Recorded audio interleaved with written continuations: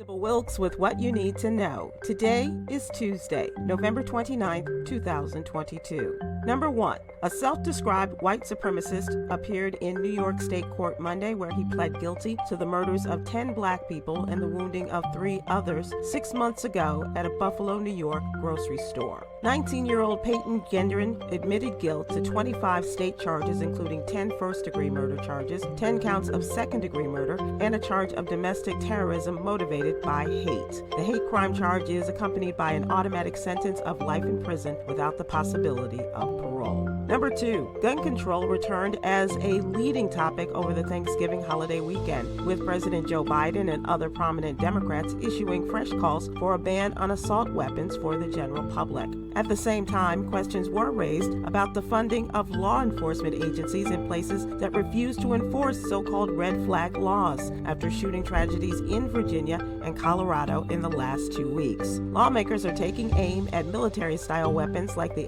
AR-15, a popular choice for mass murderers. Number 3, Hawaii's governor has faced a volcanic eruption that destroyed 700 homes, protests blocking construction of a cutting-edge multi-billion-dollar telescope, and a false alert about an incoming ballistic missile.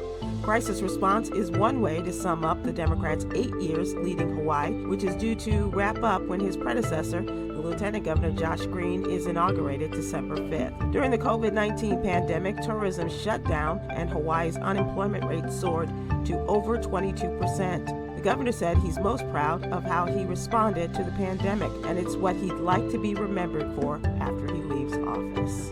Number 4. On September 20th, a former officer in Philadelphia, Eric Rook Jr., who is white, was sentenced to less than 2 years for the 2017 shooting death of Dennis Plowden, an unarmed black man. Rook is the first officer in Philadelphia's history to be convicted for a death of a civilian. The district attorney's office released a statement about Rook's sentence, saying the guidelines from the Pennsylvania Sentencing Commission's standard conviction for voluntary manslaughter with no prior convictions is a minimum of 54 months to a maximum of 72 months in prison.